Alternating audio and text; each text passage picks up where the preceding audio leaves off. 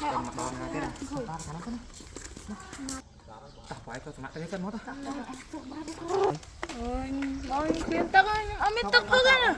Bong, dương xong xong pe nhí sát với rồi nè. Ơi, bỏ pì lũ láo ra, hãy công giấy chấn mà, tao đã chết mũi đã tên là món. Bỏ pì này có món ơi pích, tại dương đã chết mũi dương đã chết là món. Ta. Tao trên thủ đại, cái thằng sắt đấy rồi.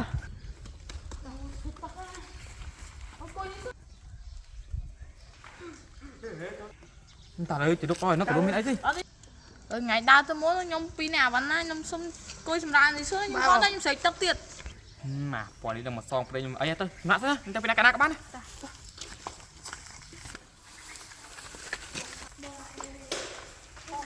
Tao bây giờ sao pi nè, coi xem lại sao ai cột đau xuống thôi.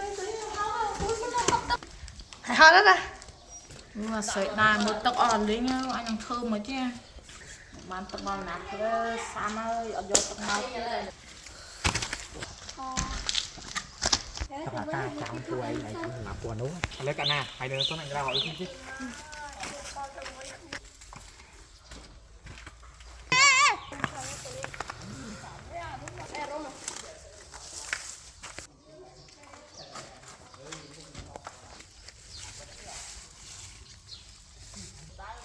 Thầy mà mẹ cái gì sao ơi. Tôi mà cả hàng à. Em ăn cái.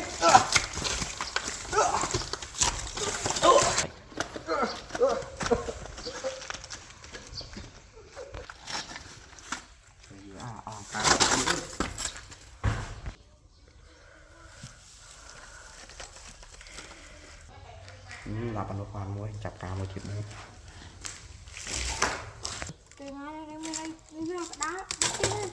Đây cái đá đi.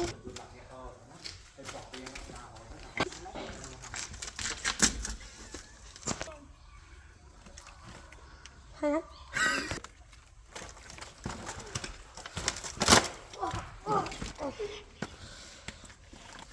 Đừng ngó về, hốt đi. Đừng ngó về, hốt chân. Chúng mang quả năm cho nay du mấy anh clean ơi rồi hỏi anh xí tôi bắt chân ấy. Không sao, đàn té này. Đi slap đi. Mà xong sai là bị slap đi. Ê ai chơi vậy đẹp đã hay rồi bên họ tinh ấy với họ AC dương du ấy họ với họ chở này giờ là với họ ba lại chở này với họ. Ai chơi vậy phải đây phải đã hàng đi rồi con hỏi dương xí anh sợi tóc tiêu rồi con vô tóc mau chở này. Thì anh cất chân tê, vì tao UP bắt chiên phi mau ấy nè. Anh hiểu sao sai thì chị đa mà tao hộ vì mó mà. Tao hộ nhá. Anh phải ê chú. Anh đi nhát á, mẹ nó phây mà chứ nha. Tao hộ á, gặp anh chứ nào đi. Cả, hiệp trong xuống lạc quả lắm thiệt. Nó bắn ăn, tao hộ. Hay thôi, lấy cái sạc tao mới ra. Đi biết thôi.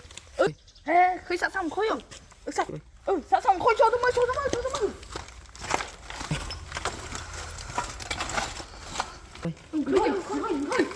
Khôi. Tại sao bắt? Vậy chạy từ cái ta lắm rồi. Thôi, cạn à. Có thò cạn à.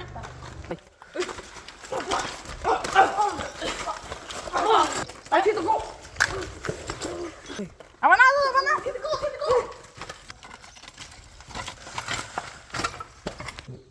Em nói này chả phụ việc mà ăn xoài mới anh Tao bông, thì cạn viên mớ.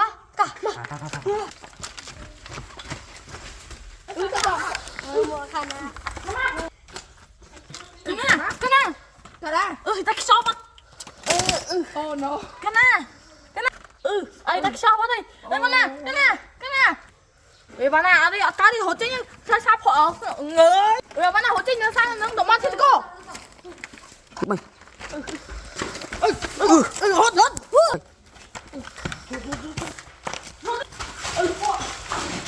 Bạn nào.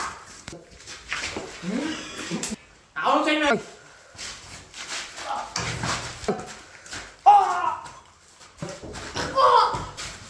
tay Anh còn riêng này. Còn tròn bọn anh đẹp đây. Bữa nay anh dắt này đi thở ra hai cái này Này. Cho khâu anh. Khâu ấy khâu vào. hãy chúng mơ anh chơi được bọn anh đối mang hốt hãy chúng mơ anh khi đòi chơi được bọn anh đẹp đá là ngộp ó